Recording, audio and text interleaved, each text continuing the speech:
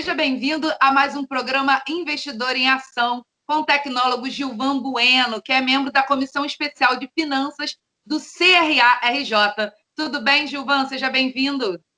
Oi, Érico. Uma alegria reencontrá-la e toda a nossa audiência.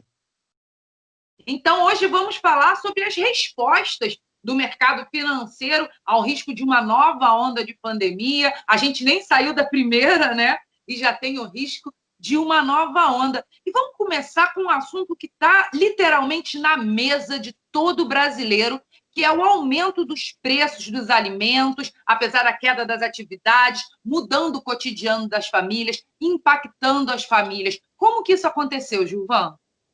Excelente pergunta para podermos aqui traduzir alguns pontos isolados. É uma questão que tem sido interessante, Érica, observar, é que assuntos que estão totalmente isolados, distantes, eles agora começam a ganhar musculatura quando eles se unem, né? Então, um momento super oportuno para falar dessa crise dos alimentos é, por exemplo, a variação cambial, que o Brasil já vem sofrendo há algum tempo. O dólar já tem uma valorização de mais de 26% no ano.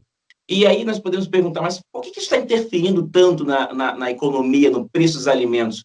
O Brasil é um grande produtor de commodities, commodities seja soja, milho, arroz, feijão, e aí o produtor nacional, ele passou os últimos anos amargando, por exemplo, o produtor de arroz, ele ficou 5 anos tendo prejuízo, safras ruins, e aí, de repente, ele tem o seguinte cenário, num cenário de pessoas consumindo mais, vivendo mais em casa, não indo para os restaurantes, todo mundo se reunindo, e às vezes quando você está ansioso, a economia fala dos comportamentos, você acaba consumindo mais. Então, esse consumo aumentou. E aí, o produtor teve o seguinte cenário, ou ele vendia para o mercado interno, ou ele exportava, Érica, ganhando 26% de lucratividade no preço em dólar. Então, ele acabou exportando seus alimentos e isso acabou faltando aqui no cenário interno. Então, um fator isolado que foi o dólar, contribuiu, uma recomposição dos estoques, né? A China basicamente consome muito commodities, e lá em novembro, olha, em novembro, antes da pandemia, ela teve uma gripe suína africana, que dizimou a produção de suínos, e ela acabou ali tendo que recuperar essa produção, porque ela matou muitos suínos que tinham risco dessa gripe, e agora ela está recompondo os estoques. E o preço da soja, né? A soja subiu mais de 36% por causa da pandemia. Então, os alimentos foram muito influenciados. E o outro fator, o último fator, é o seguinte, quando você teve muitas pessoas nas suas residências, não saindo com risco do contágio, eles acabaram não produzindo, não plantando as futuras safras, e aí você teve o seguinte, muita pessoa consumindo, pouca produção na safra, e essa pouca produção sendo exportada. Então, os preços acabaram tendo essa alta muito forte que assustou os mercados e as famílias. E aí, voltando aqui para a economia, para o dia a dia do que tem em estado no mercado, você tem as famílias ali vivendo com um auxílio emergencial, Érica, de R$600, e comendo com essa renda. Então, o auxílio emergencial agora ganhou status de celebridade na economia, porque se o auxílio emergencial sair, o Brasil tem 40 milhões de desempregados. Complicado mesmo. E, Gilvan, os commodities, eles sempre foram uma forma de investimento, como eu vou dizer, conservadora, né? Como lidar com isso hoje, né? Com essa alta, com essas expectativas que o mercado está tendo?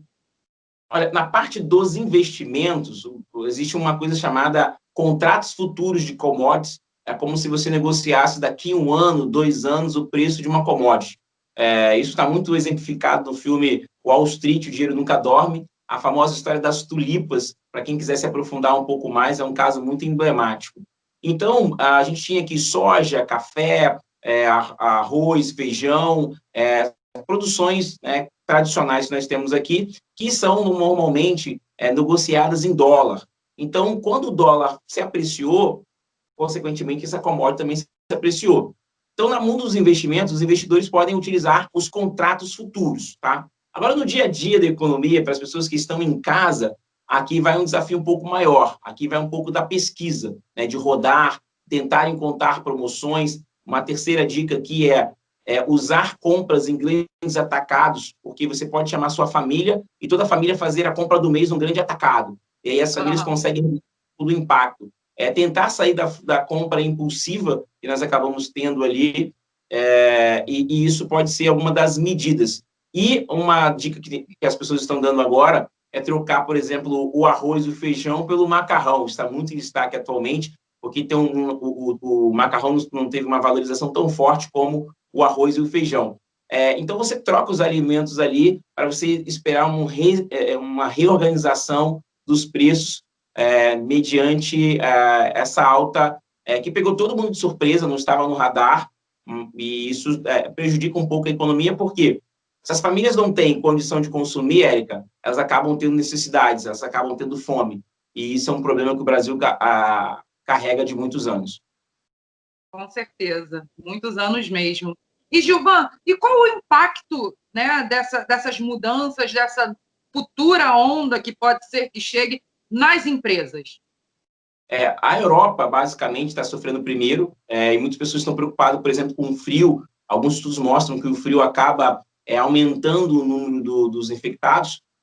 E aí, por exemplo, nas empresas, foi uma grande transformação para as empresas. As empresas que não tinham tecnologia, e-commerce, um processo bem definido, ou que toda a sua estrutura dependia de estar fisicamente presente, essas estão sofrendo mais. E eu tive um cuidado de observar balanços das companhias listadas nas bolsas de valores para ver o aumento, para presenciar o aumento da venda pelo e-commerce.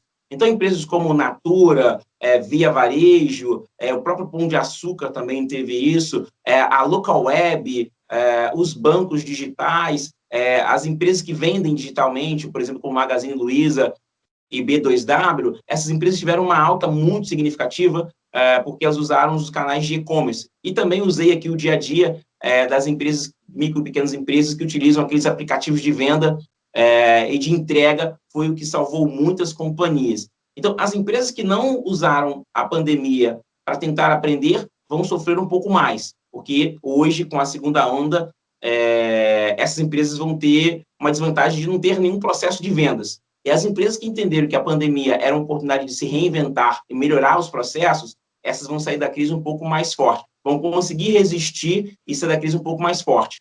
Então, o cenário é dividido. Para quem se tornou tecnológico, vai ser mais fácil. Para quem não fez nenhum investimento e preferiu aguardar, vai ter um problema, olhando um pouco para o setor de educação. E, para finalizar, as empresas que dependem do turismo, por exemplo, setor de aviação e setor de turismo, e são as primeiras a sofrerem na crise, porque num cenário de reabertura, essas empresas poderiam se recuperar muito rápido. Mas, se vier uma segunda onda, são as empresas que os investidores estão se distanciando muito. E um novo componente, os bancos estão em forte pressão, porque se as famílias estão endividadas, as empresas estão endividadas, mais de 90 mil empresas quebraram no Brasil, então elas não poderão pagar suas dívidas. Isso pode aumentar o endividamento dos bancos, então eles estão super ali na berlinda. Então, nós tivemos impacto nas pessoas físicas, impactos nas pessoas jurídicas e o mercado de ações, Gilvan. Qual é o impacto que você vê que pode chegar, que pode atingir o mercado de ações com essa possível segunda onda?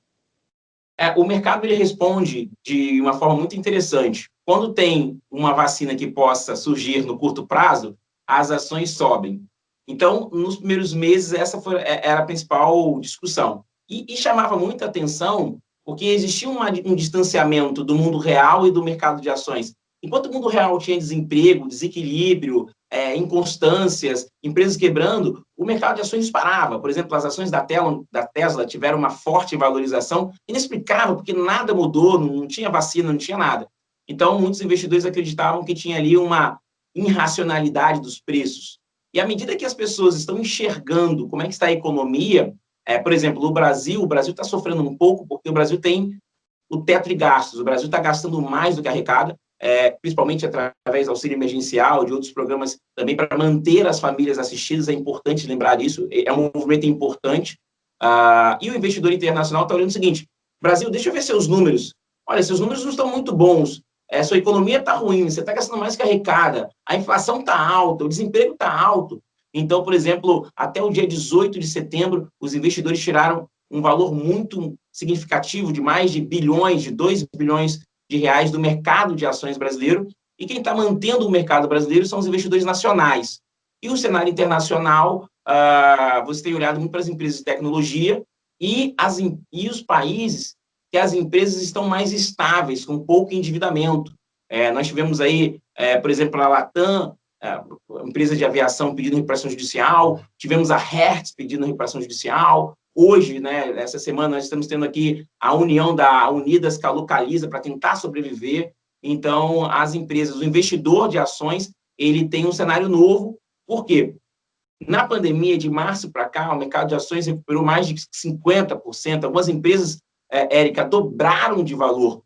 Então, ele estava super confiante. Só que agora, a preocupação é quem vai resistir. Então, os investidores estão realizando esse lucro que tiveram nos últimos meses, colocando no bolso e sentando para assistir o que vai ser. E os que estão muito confiantes falam o seguinte: vou comprar minha ação, estou pensando no longo prazo. O Brasil tem um caso interessante, porque com a taxa Selic tão baixa e a poupança rendendo 1,4% ao ano, a Selic rendendo 2% ao ano, os investidores falaram o seguinte: olha, eu vou ter que investir no mercado de ações. Isso trouxe a inclusão de mais de 1 milhão de investidores. A grande pergunta é se esse 1 milhão de investidores está preparado para pegar uma volatilidade de 10%, 20%, 30%, 40%, caso venha aí uma segunda onda. Isso só o tempo dirá, mas eu acho que, mais uma vez, fica aqui a certeza que o mercado de ações é de longo prazo e que você tem que entender como essa empresa ganha dinheiro e qual é a sua força no mundo digital. Bom, então, para saber disso, esse 1 milhão de investidores tem que assistir o Investidor em Ação, né? Uma pedida, toda semana, a companhia da Érica, parabenizar a Érica e toda a produção e agradecer o CRA e minha comissão de finanças. Com certeza. Obrigada, Gilvan. A gente se vê semana que vem. E vocês que assistiram a gente até aqui, já sabem, toda semana, novos conteúdos, novos assuntos, sempre na crista da onda, querendo saber o que está acontecendo no mercado. Tá bom? Te espero no próximo programa. Tchau, tchau.